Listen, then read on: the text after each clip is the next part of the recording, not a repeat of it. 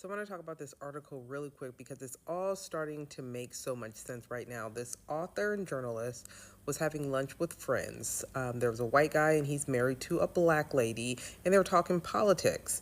And he says that farmers weren't worried about Trump deporting migrants because, wait for it, they thought unemployment, because unemployment was so high for black people, that these black people would run back to the fields and do the jobs that the migrants were doing when they got deported. So she asked, like, where'd you get that information from? White farmer TikTok or MAGA Facebook memes? Like, where'd you get this information from? And her and the wife basically started giving him information, letting him know unemployment is only 6.8% for African Americans, and 93% of black people are currently working. Got so caught up in what they were hearing at Fox News and other places, thinking black jobs, immigrants are taking black jobs, that they just assumed they'd get rid of the immigrants and black people would take the immigrants' jobs. Sir, our ancestors did not march, die, and fight for civil rights so we could go back to the fields? Like, what? But shout out to the Latino immigrant population that have mastered that labor with skill and stamina. This country doesn't even appreciate it enough. Oh, and by the way, when they do try to hire Americans, black or white, to do those jobs, most of them don't even last half a day. They just ghost them without even picking up their paychecks. True story. So, y'all, tell me, do you really believe that they thought black people were planning to replace immigrants in that labor force if they got deported? Because I need to know who was smoking that logic. What do you think?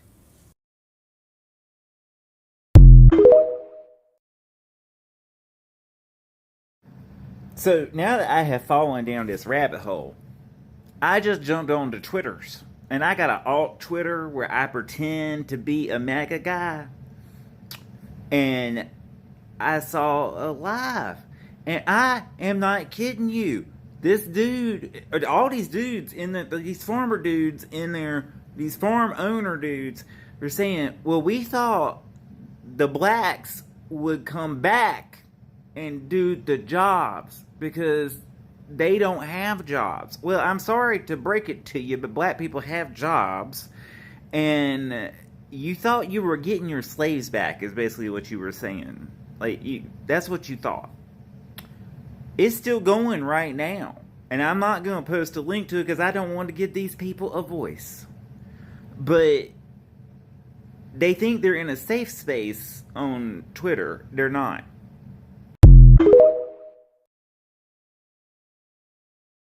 So I was on YouTube and I came across this video claiming that white farmers are outraged that black people do not want to work on their farms.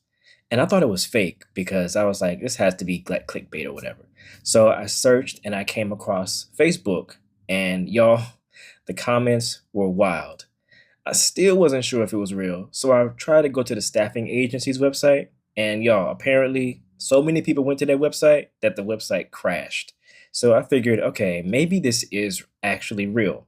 So they're basically offering $11 an hour to pick blueberries, 9 to 10 hours a day, 7 days a week, from May to July in Louisiana heat. Now, I never heard of Laranger, so I decided to look it up real quick. So here's some info. And just so you know, my source is this website called places.us.com. So anyway, livability is a C minus. Population is less than 6,000. Demographics is almost 91% white, followed by Black, then Hispanic, then Indian, then Asian, and pretty much zero Hawaiian. I saw that they voted Republican in 2020, but it probably doesn't take a genius to guess how they voted in 2024. So that's just to give you a little info about the town. So anyway, back to what I was saying. So $11 an hour is what they're offering. Full time, 7 days a week, 9 to 10 hours a day. Now, according to salary.com, Louisiana's minimum wage is $7.25 an hour. So this is a bump. But let's be real. Now, for some people, they might say, oh, it's a job. Go work it. It's a job. But it's not a job, It's more like a sentence. And then when you look at who they expect to take these jobs, you don't have to guess. It's a page straight out of history. Black folks, migrant workers, the ones who are currently facing deportation right now, vulnerable communities getting used for back-breaking labor for pennies. But people are saying this is what they voted for. So what do you think? Guys, welcome back again to my YouTube channel. It's your girl, Kiss Global. And if you're just coming across my page for the very first time, please do it to give me a like. Please share this video. And I beg in the name of God, don't forget to subscribe for me. Please and please. And credit goes out to the rightful owners of the clips and stitches I've added to this particular video. So guys, you see the way these farmers are taking their stance. Like the way black people are taking their stance, is one thing that I really, really recommend. Like they are taking their stance in decision making. Like they are just doing things together. Like they are cooperated. Like I'm so happy. Like when the white people were trying to say that the black people should come back to their farms, I was like, what? It's just the same thing as they want black people to come back to slavery, but they cannot come out and say it. Guys, I'm going to add more clips and stitches to this video, then I'll come back with commentaries. Please stay tuned. Did y'all see that farmer that voted for Trump that's now about to lose his farm because of Trump, even though Kamala was the one who passed the bill to give him the money that he needed for his farm in the first place? Now he's on TikTok begging for us to help him keep his farm, and he's going to say, oh, it's not supposed to be an us versus us. It's supposed to be us versus them. Us. One of the daughters of the Arkansas farmer actually reached out to me. All the videos have been going around about all these farmers that voted for Trump asking for socialism. She's like, well, my dad agrees with a lot of what you said, but I don't think it's fair to judge him. Well, I do.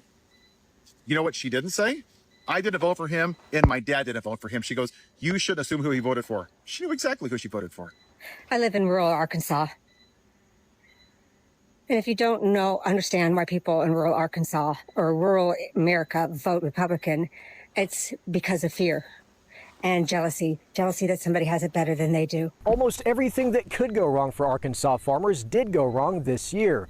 And it's so bad that many are facing bankruptcy or even the closure of farms that have been passed down for generations. But what I should say today is that I used to be a sixth-generation farmer. In February, we made the decision to close our farm. We joined many other farming families making this heartbreaking choice to avoid significant financial strain, financial hardship before it was too late. Frankly, I think it's in God's will. It was put on my heart that the Lord needed to take away your farm. And just a reminder, because I know y'all like to forget, right? Anytime, historically speaking, by the way, the Black Americans of this country stated that they needed help, they wanted to be treated fairly, they wanted equality, you told them to pray harder. You sent them to church. You told them to pray harder. That if it's really meant for them, all they had to do was pray harder and God was going to hear them. So that's my advice to you, you farmers in Arkansas. Pray harder, okay? Just keep praying. However, I do have a strong...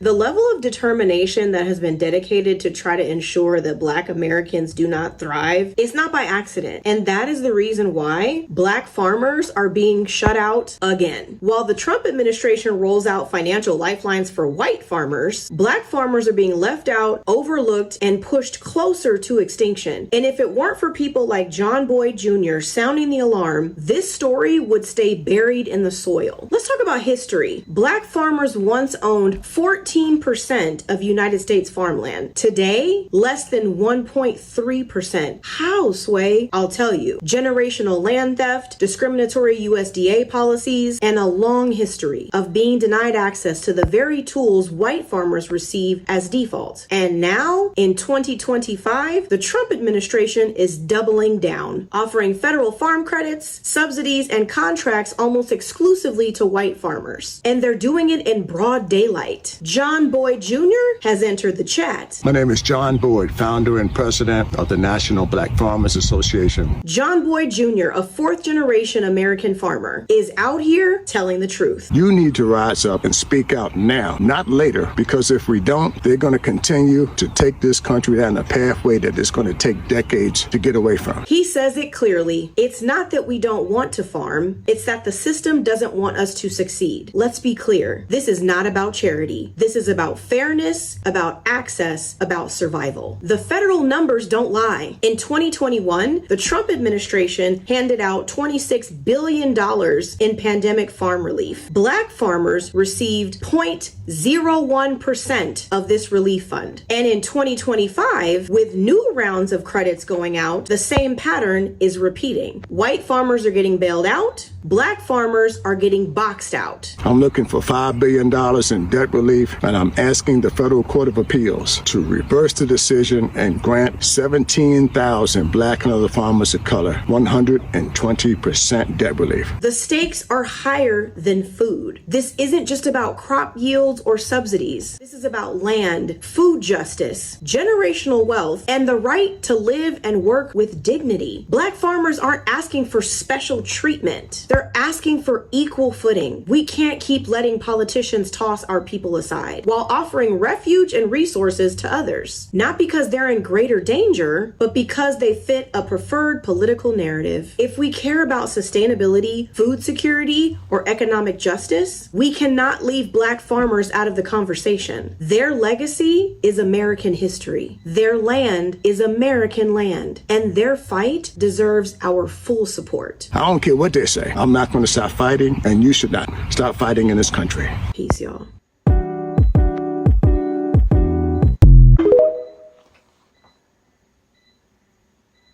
And there's really no accountability. Black people love him, all these things. But you know, when I tried to attend the president's farm meeting that he had several weeks ago at the White House, there wasn't one Black farmer at the table. As a matter of fact, there wasn't one Black person in the room. And they told me I couldn't attend the White House meeting, something about they were moving away from DEI. I'm talking to you from my farm. There's no DEI on my farm. You know, my cattle eat the same amount of hay. My tractor burns the same amount of diesel fuel, and I have to be able to produce a crop here just like everybody else. I'm sorry, what? There was a farm meeting at the White House. You tried to go. Were you there physically? Did they turn you away at the door? Or Well, the farm community is a very small community. So people were telling me that there was going to be a farm meeting, and I reached out to the White House to attend, and that's the feedback that they got. In fact, they said they were moving away from the Black farmer issue. They were moving away from DEI and the small farmer issue, and they were focusing on large-scale white farmers and corporate farmers because they produce the most food, is what this administration said. And they told me that they may come back in a couple of years and revisit the farmers of color issue, but right now that they were moving away from it. And where's the accountability? I'm a farmer just like anybody else. As a matter of fact, I'm a pretty good farmer. If I wasn't, I wouldn't be able to survive under this president's horrible policies that they're putting out there. were there other smaller farmers there? Not that I know of, and you guys could verify exactly who was at the table. But from what I was told, that there wasn't a black person in the room, Right. in the audience or at the table. And this administration keeps saying that it's not about race, it's not about color. But the president brought in South African white farmers and gave them a fast path to citizenship and going to provide them with a homestead. All these things that they've never done for a black person in this country. And they keep, this president has divided this country by the definition of race and made race relations in our country horrible at this time. All right, we're going to look into those claims there about that meeting. John Boyd Jr., thanks so much for joining us. Always appreciate it. A lot of y'all thought that it was a good thing when Trump said Hispanics are taking black jobs, but the reality is what he really meant is black folks are taking white jobs. And him and his two young white men that he replaced those black folks with are showing you in this press conference. Watch this. It'd be very good for certain jobs, but not people that should be doing this particular job. That's why I'm trying to figure out how you can come to the conclusion right now that diversity had something to do with this crash. Because I have common sense, okay? and unfortunately, a lot of people don't. We want brilliant people doing this. This is a major chess game at the highest level. We want to hire the best people because we want the best people at air traffic control, and we want to make sure we have enough people at air traffic control who are actually competent to do the job. If you go back to just some of the headlines over the past 10 years, you have many hundreds of people suing the government because they would like to be air traffic controllers, but they were turned away because of the color of their skin. That policy ends under Donald Trump's leadership. We will have the best and brightest in every position possible. As you said in your inaugural, it is colorblind and merit-based. Now, the Secretary of Defense earlier today got to show up at the DOD looking like this, talking to the American people about the situation. It was a fairly experienced crew, and that was doing a required annual night evaluation.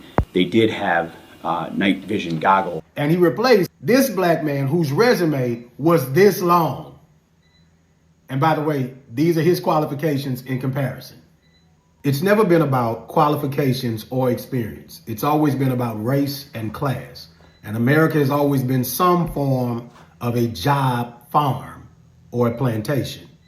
And what you see here is they're trying to set things in the order that they desire it to be in. Deport the brown, replace them with the blacks, and elevate the whites back to their rightful place as they see it. The press secretary is 27, the vice president is 40, and the secretary of defense is 44. It's not about experience. It's not about qualifications. It's about whiteness. 73% of air traffic controllers are white, 15% are Hispanic, 9% are black. So how is DEI the problem if 73% of the people doing the job are white? Now maybe the rest of you can see what some of us have been trying to tell you. So guys, you've seen the stitches and clips that I have added to these particular videos, and you heard what black people are saying. Like, they are really taking their stance. Like, black people are really taking their stance. Like in the aspect of, you know, like probably coming out, like when something happened, they normally come out before to put themselves in front lines. But they are not really doing that anymore. They are just enjoying themselves. They are just happy, like they're just celebrating, like they don't even care as if anything is happening. And so you understand. So that is one thing that I love with black Americans, and they are becoming more stronger than I ever thought they would be. Like, they come out when they say something, they react to that thing, and they all work with it. You understand? They all work with it, because for you to wish black people, like black people, to come back to your farm works, they are not saying it directly. Like, they are not saying directly, but the way they are putting it, that is what they probably mean, which is not going to work, because black people will never take that. So it's just as if going back to the slavery, like going back to slavery, which is not going to work. Black people are supporting each other in one way or the other. Yes. See, this decision of black people and that they decide to go silent is one thing that I love so much, and they should please keep it on. So you see, when you want something, you fight for yourself. So you should stop putting black people in front lines. Like, stop putting two. These people want to make black, like, they want to make them stay under them, beneath them. They don't want to see anything like black trying to be above them. I don't know if you get what I'm trying to say. They don't want anything that will make it look like black people is trying to be above them. You understand? So they are doing all means.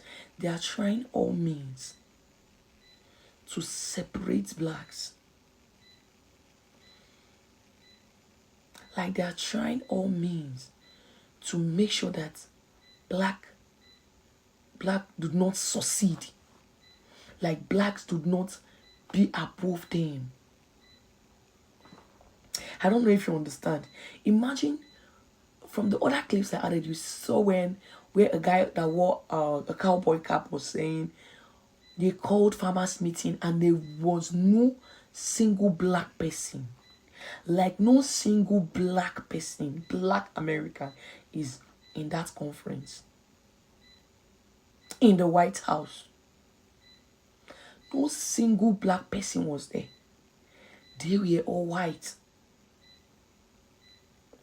They were discussing, talking about farm, and nobody from the other community, most especially from the black community, no blacks there. See, one thing with blacks is God has blessed black. God has really blessed them. And no one can even change that fact. I love the way they are silent. I love the way they are giving them silent treatment. Even when they will complain and say this is happening, you should come out, let's protest. Blacks are not coming out. Blacks are minding their business. You guys voted the person you want. So you have to endure anything you see till 4 years pass. So blacks are strong together. Like they built a very, very strong unity. Like they are unite. They are very, very unite. And I really like it. And that is the only way they cannot penetrate them. That is the only way they cannot penetrate. They cannot come in between them.